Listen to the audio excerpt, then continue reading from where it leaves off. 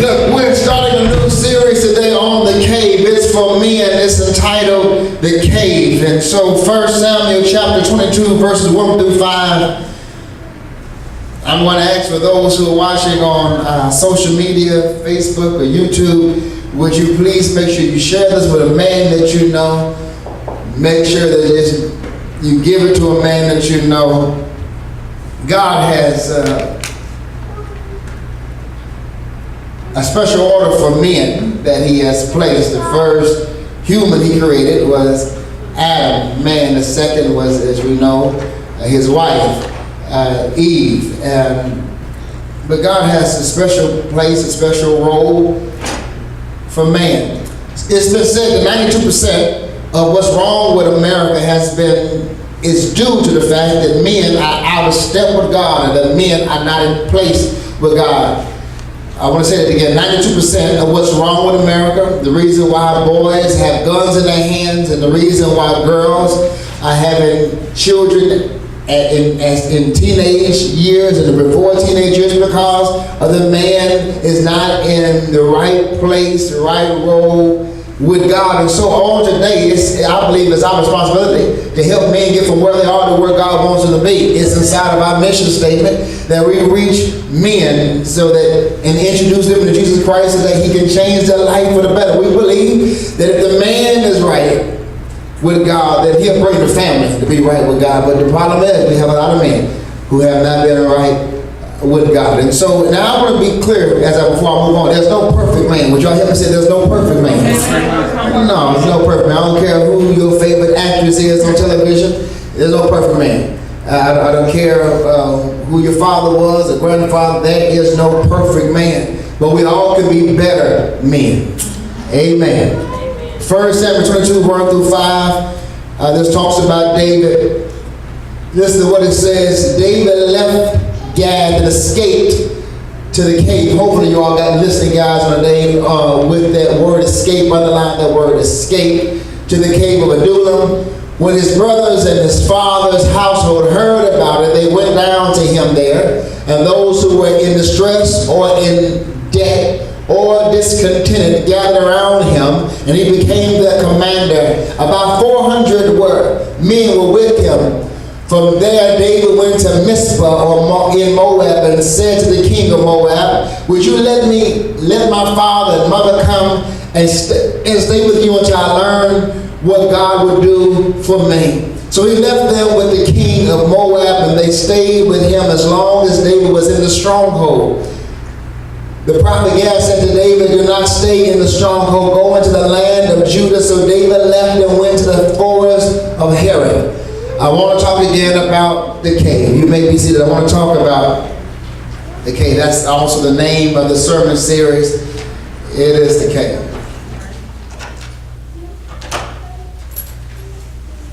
Okay. The cave is where men go when things have gone wrong. The cave is a place of isolation. It's a place of solitude. When it's hit the fan, it's where men shut down, it's where men get quiet. Talking with men and friends this week about the cave and about this place of isolation and shut down when they get quiet.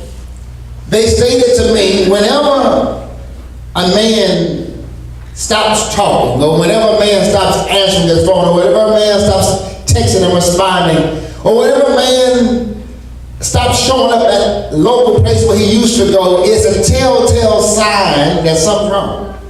Because most men are used to doing the same thing. They're in patterns. They do the same thing over and over again. So when a man shuts down, this week it has really disturbed me because I have been in contact with two people that I know who have committed suicide. Two men that I know of anyway.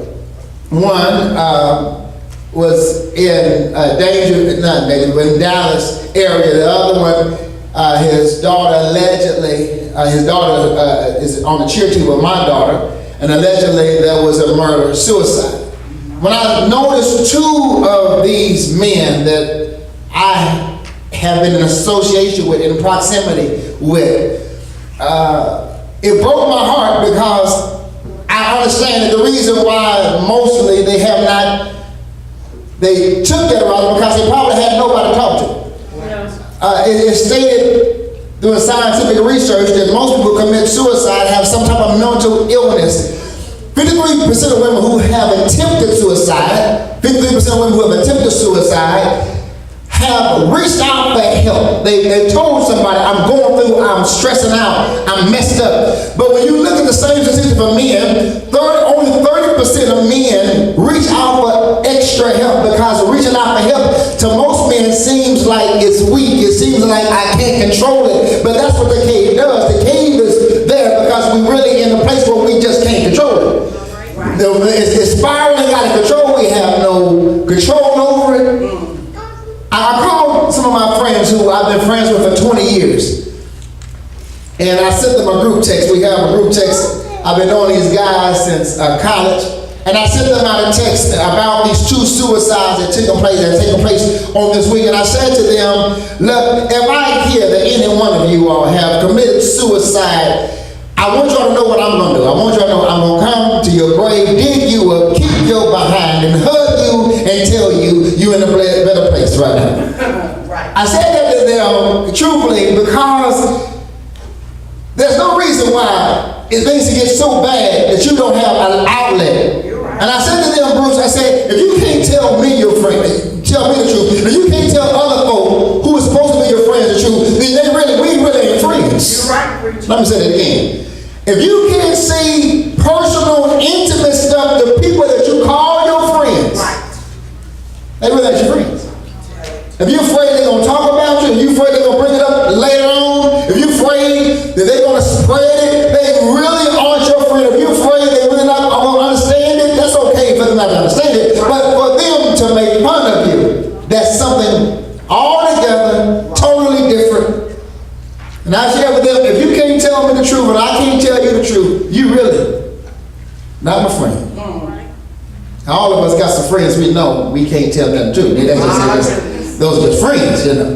And so, but you got to at least have one friend that you ought to better share something with. Again, here is David who, as I had you to underline that word, escaped. He escaped and went to this place called Adullam. Why has he escaped? He's escaped because the most powerful man in the nation, the King Saul, is after him. King Saul wants to kill him. David has done nothing wrong. David literally has lost everybody who was close to him.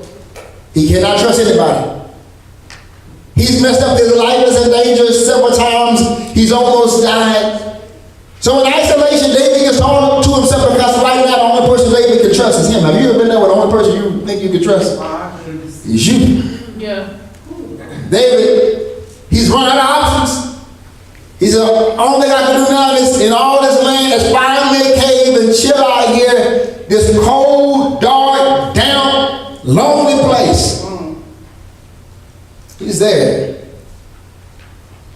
Many times you all hear about men who have this thing called men caves. And the man cave is a place at home where he goes and he, after work or on the weekend, he's hanging out, watching the ball game or just chilling out. And now one thing you notice about the cave we just read in 1 Samuel chapter 22, women are not allowed in the cave.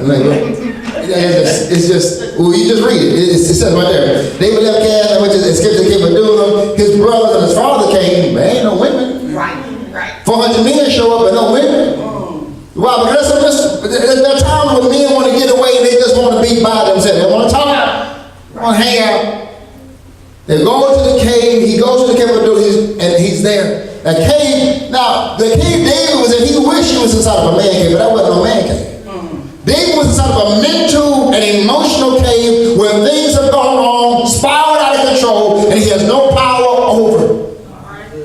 So I want to talk about several things today when I talk about this cave. Number one, I want to talk about how do men end up in the cave? How do men end up inside of this emotional, psychological, mental, spiritual cave? And it says in verse 1, David left Gath and escaped to the cave of Adullam. Why did he leave? I just shared with you all why he left. Men end up in cave for several reasons. Men end up in cave because of someone he lost his job. He was broke. Every man I know hates one thing: being broke. I don't know a man who's comfortable with being broke. I know men who are comfortable with not having a job. But I don't know a man who's comfortable with being broke. David is broke. Why is he broke? He lost his job. He was the commander of the king's army, but after King Saul got jealous that the women were singing, Saul has killed his thousands, David his tens of thousands. The Bible tells us King Saul tried to kill David. He felt threatened by David because truthfully and honestly the hand of God removed off of Saul and onto David. And that's what made David so dangerous and what made Saul so dangerous. And when God takes his hands off you, ain't nothing that you won't do. Nothing you won't do. So Saul wants to kill David. David is absolutely no threat to David, to King Saul. The Bible tells us David, he can't go back to work.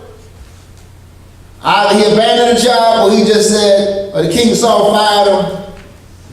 He has no money. He has no revenue coming in. He's broke. No man wants to be broke. Most men I know find their identity inside of their job. So when you criticize and you critique a man and say that he's lazy, or when you critique and criticize a man and you say, you know, he's no good, it messes with a man's ego, especially when they think they're doing something good. Right. If y'all women think y'all quiet now, wait till I get to point number 2. Friends, I want you to understand, most men take pride in their job. One thing I like about Pat, and I love about Pat, and I respect about Pat, is Pat all by himself on Sundays get here, sets up the room, and he does it with nobody watching him. He does it with no pat on the back. He does it with no videotape. He does it because it gives him some self-worth. Yes. He does it because he believes in what's going on here. Most men who work, they take pride in what they do. And so when you ain't got no job no more, Tommy, I tell it, there's no more sense of pride. Right. Or a house to me up became, it's only because they lost their job or they lost their money or they broke. But B, men end up in the cave because of someone special that they lost. For David, it was his wife and his best friend. Jonathan, for me, was my father. Right. A lot of men, when they have someone close to them, when they lose that person, they go to isolation. They break that because they're trying to figure out what's life like. See, for me, when my father passed away, that meant, Adam, I couldn't be the boy no more. As long as you got your dad, you know, every now and then you want to mess around. No. He'll pick up the slack if need be. But once he's gone, the boy inside of you gotta die. Let me say that again. You can't be the boy. I just love hanging around with Daddy because it just reminded me of home. But when that man that you respect, the man you look up to, when he's gone, no more accidents. The boy in you gotta die. David was messed up because King Saul took his wife, which was King Saul's daughter, and gave her to somebody else. Most men can't handle that. Most men, when they think about their wife, they think about it as their property. That's my wife, not necessarily property, literally, but literally, don't touch my property.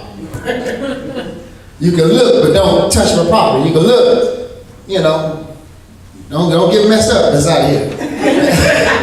That's how most men look at their wives. And so when King Saul took his wife away, some men stayed in the cave because they're trying to figure out, how did I lose my wife? Right. They're trying to figure out how in the world, until they're there, they're trying to figure it out. They're in the cave, they end up there because they lost her.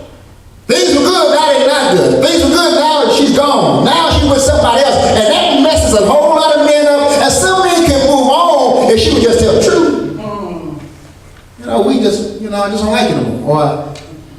Or they can move on and just say, I cheated, but he can't close that door. He can't have closure. He can't move on.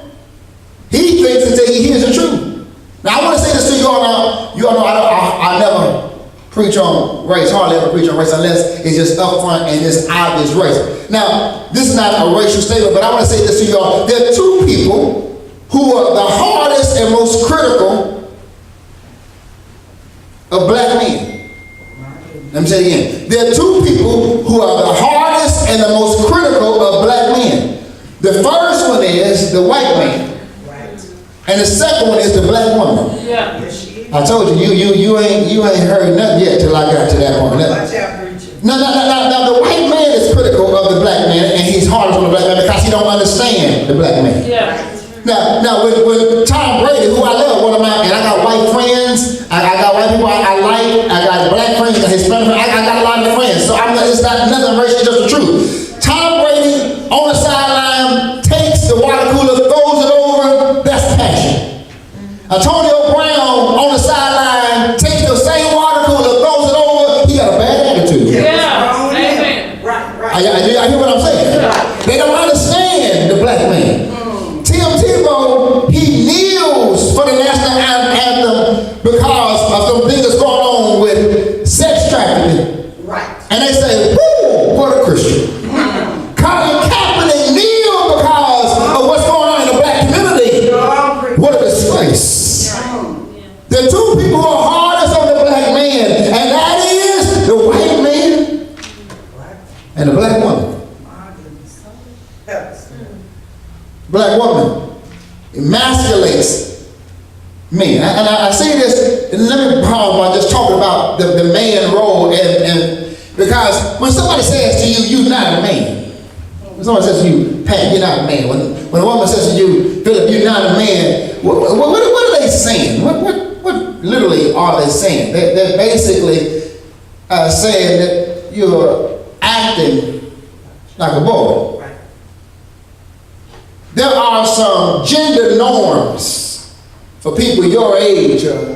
Now here's the deal, when people say a real man, I don't understand that just when they say this is what a real man does, a real man. The truth of the matter is, if you were born with male genitalia, then you are a man.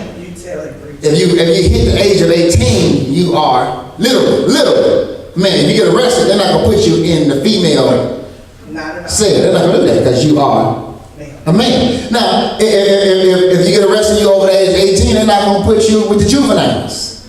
Why? Because you are a man. So, the truth of the matter is, when someone says you're not a man or to act like a man, what they're really saying is you are a man, because I don't want to confuse it, because when people say you're not a man, that's just too confusing, because I know I'm a man. But when people say you're not a man, what they're saying is you're not acting like a man. That's what they're saying. And then they say, what you're doing is not normal. And I can really preach a whole other sermon next week on what a man don't do. I can preach a whole new sermon, maybe I will, on this, on what a man does not do. Here's what happens.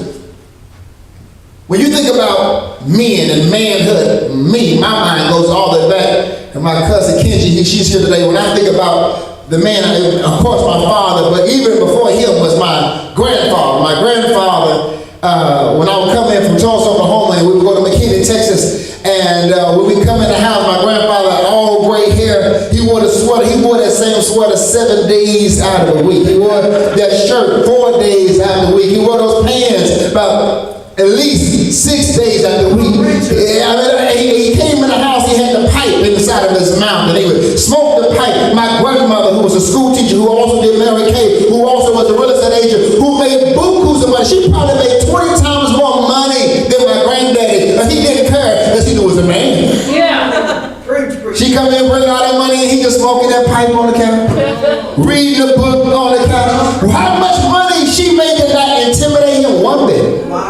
Because he knew he was a man. He knew I was small. He knew, I take care of this house. I protect this house. You make all the money you want to make. It don't bother me. But see, today women emasculate men by saying, you don't make no money. It doesn't matter. You may be making some money, but what she's saying is you don't make the money according to such and such.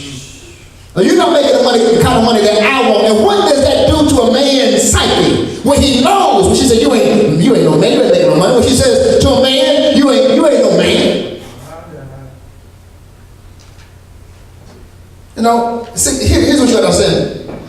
When I tell most men, CJ, you got to understand this. See, normally what happens is when a man comes inside of a relationship with a woman, you know, what a man thinks, what a man says, okay, a man has a job, a man provides money, a man provides protection, a man provides a house, a man provides a car. But normally, Erica, when men get to you, women today, they already got kids. So they don't need you for no kid. What else do a man do? A man provides a home. 9 times out of 10, she probably got a house. She may be living on, you know, government assistance. That's not right. Do y'all hear what I'm saying? But she already has a house. Right. She already has some type of transportation. She already got some kind of car. It may be a hoopty, but she already got one. And she's quick to tell the man, I don't need you. How do you think that makes a man feel when he thinks, when he's doing the best he can, but she says, I don't need you. Sisters, I want to share with you all on today, stop being so hard on the man. He probably doing the best he can. He may not know what to do. He's probably doing the best he can. How else do a man end up in the cave? 1, he lost someone near to him. 2, he lost his source of income. And 3, C, he lost his credibility. David lost his credibility. Women were singing, Saul is killed his thousands, David is tens of thousands. But now Saul has changed the narrative. Now Saul has changed the story. Saul is saying David is a threat to the kingdom. David is a traitor. Saul is saying David is a threat to me. And so there is a bad rap on David. David, as most men don't know how to handle that. Now, sometimes it may be your fault. They may find out about the lie. They may find out about the crookedness inside of you. They may have found out about how you have finagled your way in. They may find out how you stole. And so when that comes out, some men go into the cave because they don't know how to handle the bad image they put on themselves. But sometimes men can't handle the bad image that others put on us. When you got co-workers who lie on you saying that he's trying to do this, he's ambitious, you can't trust him, and you know you ain't done nothing wrong sometimes, man, and men go out of the cave because of those type of things. So the next question is, and I want to talk about, let me just say something before I go to point number 2 about this cave. Men end up in the cave, and when you inside of it, when your man is inside of the cave, it's not necessarily because he wants to be in the cave. Most men don't want to be in there, mentally or psychologically, emotionally. They don't want to be inside of that. And when they're in the cave, and man, when you're in the cave, you know better than I do how much money you got in your bank account don't matter. Your degrees on your wall don't matter. When you're inside the cave, you know that the square footage of your house doesn't matter. You know that the giants you have slain does not matter. David had the hand of God on his life, but yet none of that crap mattered when he was in the cave. David had the favor of God on his life, but yet none of that mattered as long as he was in the cave. When a man's in the cave, the only thing he wants to know in that cave is, when can I get out? That's all I want to know. When can I get out? Point number 2. The cave is good. It's a good place. It can be a good place. But I want to put emphasis. It can be a good place. Because some men you'll find that get stuck in the cave, but it can be a good place. How can a cave be good? When a man goes in isolation, when a man goes to the cave to be alone, why can that be a good place? It can be a good place for a man because 1, a cave is where a man goes to figure stuff out. They try to figure it out. They write plans. They thinking it through. Trying to figure it out. It's good. David figured out a whole lot of good stuff while he was in the cave. I'll talk about some of that in 1 second. But a man goes to the cave. David was in the cave trying to figure out, how did I lose my job? Was it something I did? Nope. How did I lose my wife? Was it something I did? Nope.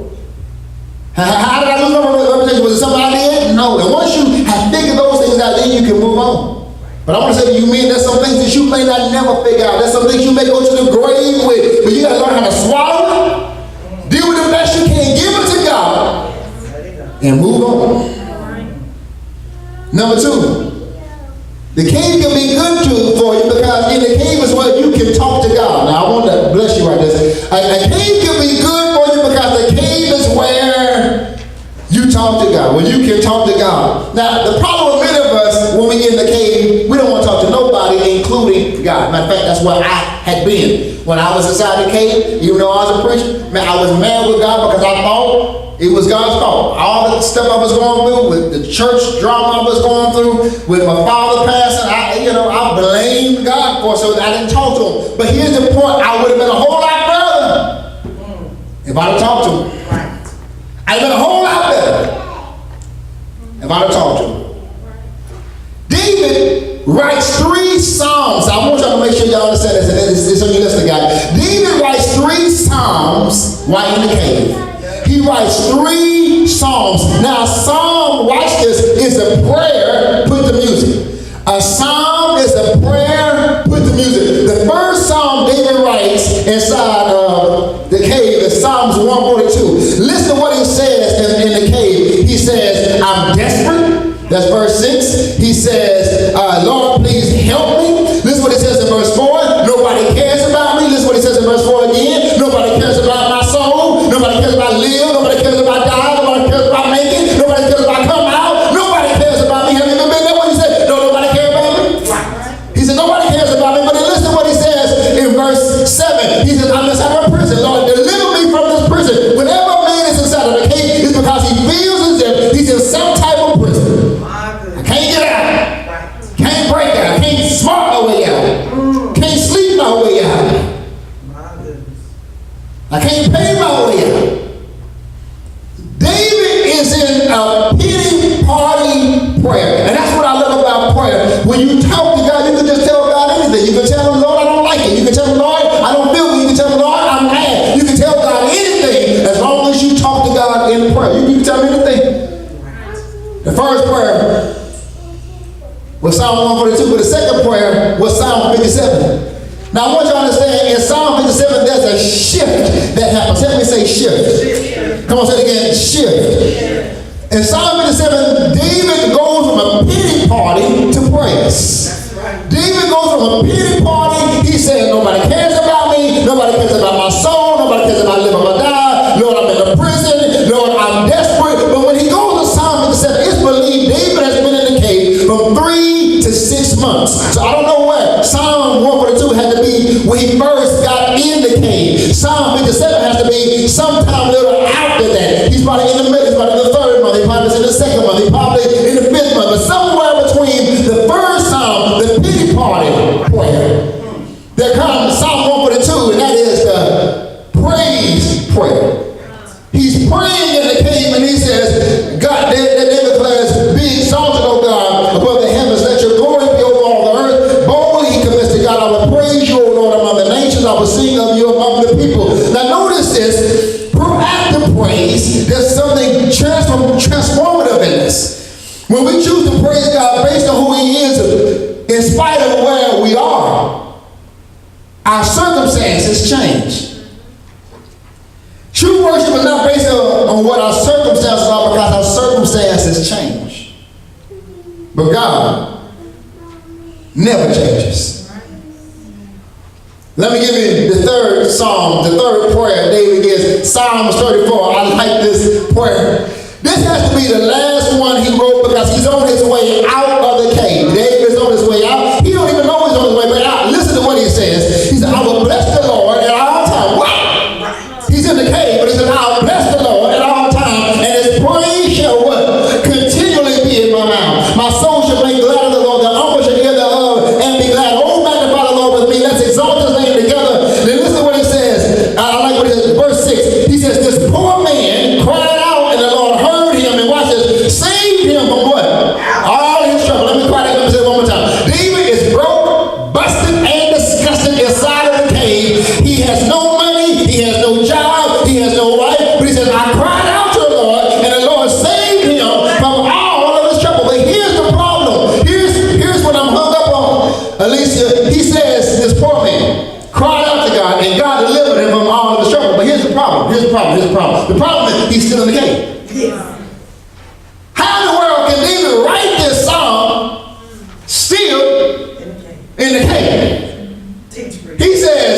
This poor man cried out to the Lord, and the Lord delivered him from all of his troubles. I'm free. I'm set free. How? David, you know what he did? He was thanking God in advance. See, that's what praise does. Praise helps you to see yourself further than where you really are. That's why you ought to praise God. That's why you ought to give God glory. Because whenever you give God glory, God allows you to see further than where your present circumstances are. Thank you, Lord. You ought to just thank God in advance. Yes. Not for where you are, but for where you're going to be. Psalms 34 tells us that we can praise God. Now here's the second thing I want to share with you all on the prayer, and that is how it can be good for us. It can be good for us because we can talk to God. When I was going through my trials and tribulations at St. John, going through court, I mean, it was messed up. It was ugly. Going through ugliness, going through lies, going through letters being written, anonymous letters. That's what I hate. Have you ever had folk write anonymous stuff about you? Man, put your name on.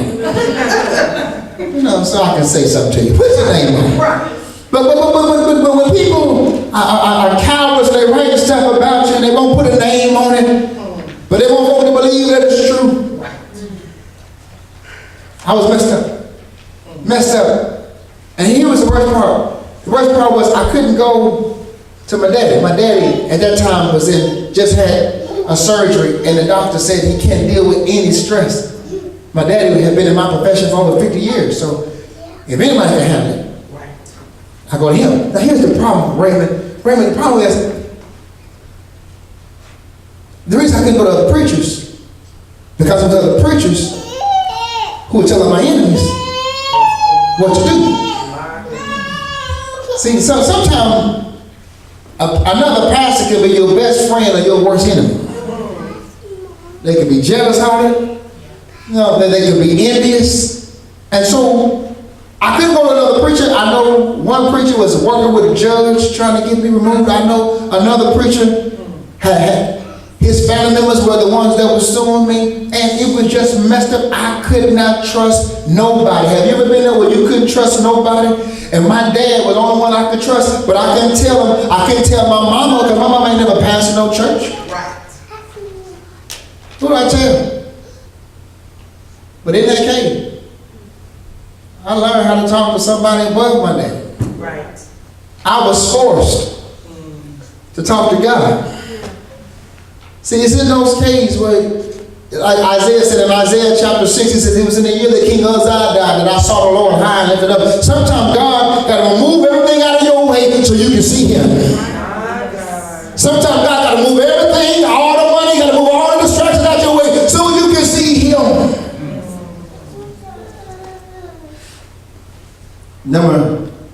The reason why the cave can be good for you, thirdly, is because the cave is also a time where God can talk to you. I want to tell you, while men are inside the cave, God is trying to talk to you. Men, while you're in the cave, God, He has something He wants to say to you. And this is what God has to say to you. Listen to what it says in verse 5. The prophet tells them, move on from here. The prophet tells David, you got to get out of here. Don't get stuck in the stronghold. See, the stronghold is not for you to stay. The stronghold is for you to get stronger. The stronghold is for you to get better. Here's number 4, and I'm done with point number 2. The reason why the cave is also good for you because the cave also helps you to help somebody else. Now, I want you to understand what I'm saying right here. David, watch this. He's been chased to a cave, isolated, all by himself. He wants to say that. Listen to what happens. While he's there, by himself in a cold, dark, damp, lonely cave, 400 men come to him. Now, it would have been better if it said 400 rich men came to him. It would have been better if it said 400 strong, powerful men came to him. That's not what it says. It says 400 men come to him, and these 400 men are in the same condition David's in. They are in debt, which means what? They broke. they're in distress, which means somebody after them, and they're discontented, which means they ain't happy. Right. Bruce, whenever I'm in my cave, whenever I'm in a bad place, the last thing I want is somebody who's in the same condition I'm in around me. You know, the saying says opposites attract. If I'm broke, I need somebody with some money. If I'm not happy, I need somebody around me that's happy. If I'm in distress, I need somebody who ain't stressed out about nothing. But what you need to understand is God knew what David needed. Woo, I'm doing the best I can. God knew. David didn't know what he needed, but God knew what he needed. God sent 400 people just like David. My goodness. Just like David. Why did God send 400 people just like David? God sent 400 people just like David because God knew what David could do with them. Everything that David had gone through before the cave. David was a hard worker before the cave. Now watch this. Watch this. This is going to bless you. Now notice when you all remember the day that David was anointed king of Israel? His brothers, when the daddy called them, when Samuel called them, none of them, I don't know what they were doing. Right. But we do know when Samuel called David, he was working. Oh, yes, he was. God don't call lazy folk. My goodness. He was working. Now watch this. The Bible says, when it comes to helping somebody else, David took his shepherding skills, he took the giant slaying skills, and he took the leading, the commander of Saul's army. All of those things he took with him that helped him develop these 400 men. This is what I want to tell you about these 400 men. When you read 2 Samuel, say you're listening, guys. When you read 2 Samuel chapter 23, verse 8 and following, you will see that David made these 400 men in the cave his cabinet when he became king. All of them were on his cabinet. Why were they all on his cabinet? Because they always with him in the struggle. I don't need nobody on my cabinet who wasn't with me when I was in the struggle. I don't need nobody on my cabinet who wasn't with me when I was down and when I was out. See, that's what I love about my friends. I got some good friends. I got some friends who remind me. They say, "Chu, we see where you are now, but we remember when you were the DBU, you had the Maxima, and you had the trunk was smashed into your back seat, and you had that bungee cord That's all right, preacher. that held the trunk down." I thank God for friends who in the same place I was in, who helped me, prayed for me, cheer me on. But y'all all know folks who say, I want to see you make it, but I hope you fail. That ain't how it was with David. Friends, I want to tell you, God has placed you in a cave. Man, woman, He placed you in a cave so you can use your experiences to help somebody else. When you read 2 Samuel chapter 23, verse 8, you're going to find out there was some bad boys who in that cave. Now, none of them could do what they could do until David got through with it. When you read 2 Samuel chapter 23, verse 8, you find that one man went into a cave on a snowy day with a lion. Right. And killed him. You find other men who fought by themselves, hundreds of men, and killed them. You find men who were in that cave in 2 Samuel 23 who defeated not one giant, but several giants. But they couldn't do none of that stuff. So they went to the cave. It was in that cave that became their training ground. It was in that cave where David taught them. He decided, I got to make the best of my time. Friends, all I want to share with you all today as I move on from that last point. You're in your cave, not for you, but it's for you to help somebody else. Here's the last thing I want to tell you. Lastly, When do men get out of the cave? I want to talk to you all about this, and I'm done. This is not going to be long. When do men get out of the cave? Men get out of the cave, obviously, when things get better. When they get better. Second, 1 Samuel 23. David keeps going. 24, he keeps going. 25, he keeps going. 1 Samuel chapter 28, David becomes king. When things get better. They get it. But I want to say this. Number two, sometimes men don't get out the cave. They're functioning depressants. Which means that they're functioning, they're going to work. Still in the cave. They're making babies. Still in the cave. You know, they're doing hobbies. But mentally, they ain't figured some stuff out. They're still in the cave, and that's what I want to tell you all last but not least, and that is, you got to move on. It ain't easy, but you got to move on. Paul says in Philippians chapter 3, forget those things that are behind me and press it on. Here's the last thing I want to tell you. Number 3, you can get men get out of the cave when God calls them out. When God tells them to leave, verse 5, the Bible says, and the prophet Gad told David, you can't stay in a stronghold. And what I'm telling you all today, men, if you've been where I've been, you can't stay in a stronghold. You can't stay in a lie. You can't stay in the mess. You can't stay in sorrow. You can't stay in that depression. You got to get up. You got to get out. You can't tell Jesus. You can always tell Jesus, but if you can't tell your friends, tell Jesus. You got to talk about it. I know a lot of men think, I'm not just saying men inside here, I'm just talking about the norm. Most men think that talking to a counselor, talking to a psychiatrist, that's weak of a man, but that's not weak. That's a man that's knowing what to do. See, boys don't know what to do. Boys don't know how to say I'm sorry. Boys don't know how to say I need direction.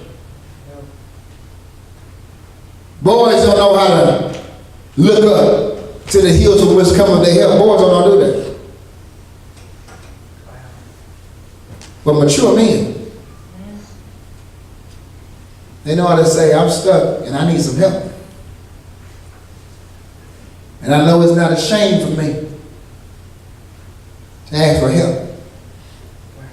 I want to say this as I close this sermon, close this point. Well, you know, you see every year, 9/11, they have these people who they have interviewed who was there on September the 9th, 2000, September 11, 2011, what is it? Okay, well, y'all know it.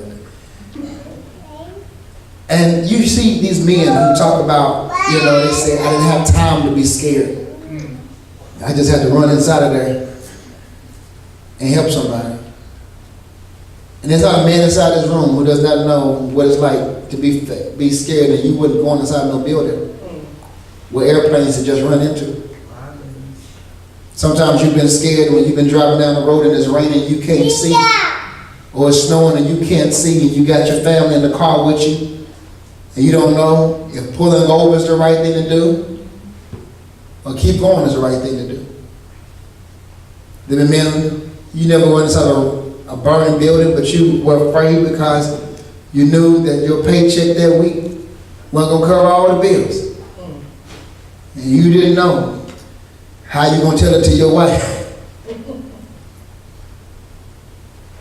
Friends, what I'm trying to tell you all today, what I'm trying to share with you is that there's no cookie cutter for what men do. There's some men who run inside the burning buildings. That doesn't mean that they're even greater men who don't climb up trees. That doesn't mean that they're greater men. It doesn't mean that man who's not afraid of losing their life. I don't want to be with a man who ain't afraid of losing their life. I need a man who's, me personally, you ain't afraid of losing your life, and you don't mind taking a life. People always have these different cookie cutter ideas of what they think you should be doing. But I want to say to you as I leave you, the cave is a place for you, not for you to stay. It can be a good place. It can be a good place because you can figure things out. You can talk to God. God can talk to you. And most importantly, you can help somebody. You got to help somebody. That's why you're placed on this earth, so you can help somebody. And that's the word of God for the people of God. And the people of God said, amen. Amen. Would you stand with me on the day? Praise your way through. Praise your way through. You can't give up now. You got to praise your way. Praise your way through. That's how David got out. Praise your way through. Praise your way through. God's got something waiting. Praise your way through. Praise your way through. If you praise, you can see what's going to happen in the future. Praise your way through. You can't give up now. You got to praise your way. Praise your way through. Praise your way through. Praise your way through. God's got something waiting. Praise your way through. Sometimes it get hard, so you gotta press your way through. Praise your way through. You can't give up now. You gotta press your way through. Press your way through.